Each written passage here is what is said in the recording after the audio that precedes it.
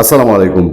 আওয়ামী লীগ ইতিমধ্যে দেশের প্রায় 20 জেলায় বা 20টি জেলা উপজেলা মিলিয়ে তাদের অফিস চালু করেছে এবং এই চালুটা তাদের কেন্দ্রীয় নেতৃত্বের একটা ইঙ্গিতে হয়েছে। কেন্দ্রীয় নেতৃত্ব যারা ভারতে অবস্থান করছেন তাদের ইঙ্গিতে হয়েছে, এটা সোশ্যাল মিডিয়া হয়ে এখন প্রতিষ্ঠিত হয়ে গেছে।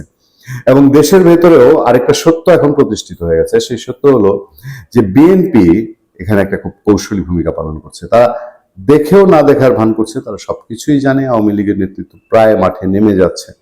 তাদের ঢাকা অফিসে, ঢাকা ধানমন্ডি অফিসে তারা ডেমনস্ট্রেশন করছে। তারা ধানমন্ডি 32-এর সামনে মিছিল করছে, সেখানে ফুল দিচ্ছে।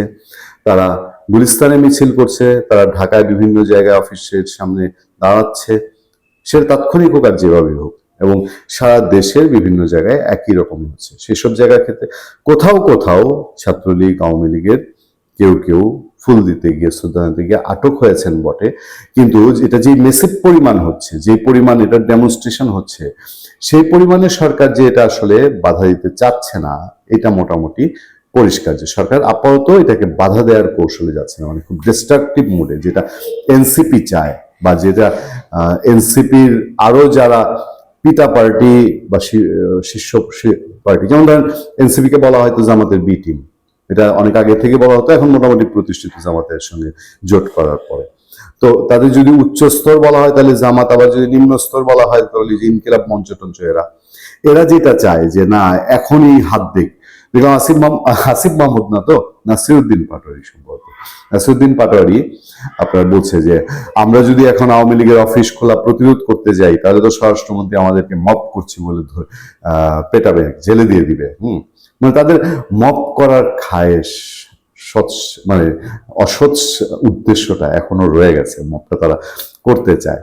এই সময় আরেকটা খবর আমার সামনে, খবরটা আমার দেশ পত্রিকা তার মতো করে ট্রিটমেন্ট দিয়েছে।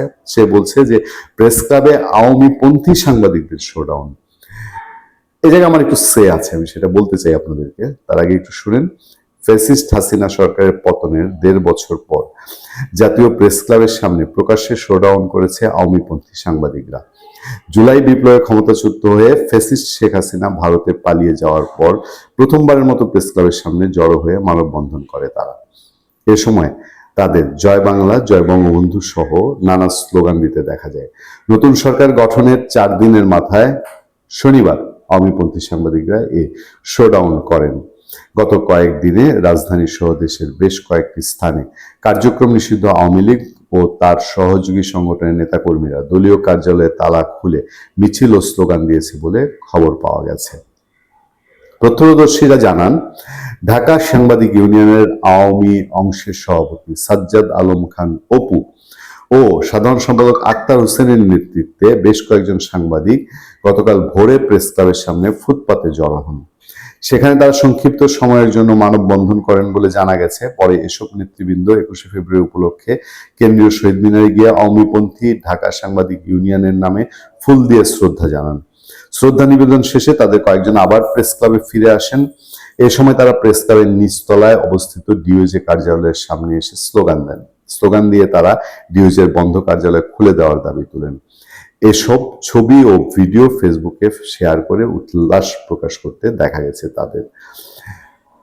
বাংলাদেশ ফেডারেল সাংবাদিক ইউনিয়নের আওয়ামী অংশের সাবেক মহাসচিব ও বর্তমানে যুক্তরাষ্ট্রে অবস্থানকারী শাবান মাহমুদ প্রেস ক্লাবের সামনের মানববন্ধনের ছবি পোস্ট করে দিয়ে বলেন, এই কর্মসূচি আশার আলো জাগিয়েছে। এদিকে তাদের কর্মসূচি নিয়ে অনেকে ক্ষোভ প্রকাশ করতেও দেখা গেছে সামাজিক মাধ্যমে। কেউ কেউ এসব ফ্যাসিস্ট সাংবাদিককে চিহ্নিত করে জাতীয় প্রেস ক্লাব থেকে বহিষ্কার সহ সাংগঠনিক ব্যবস্থা নেয়ার দাবি তুলেন।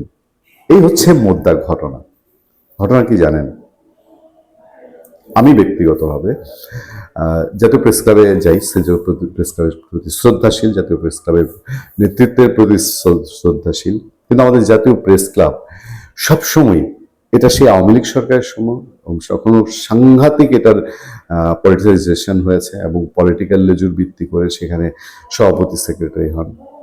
একই আচরণ করে আবার ইউনূস সরকারের সময় একই স্টাইলে আওয়ামী লীগ যেভাবে প্রেস ক্লাব দখল করেছিল, একই স্টাইলে প্রেস ক্লাব আবার দখল করে আরেক পার্টি।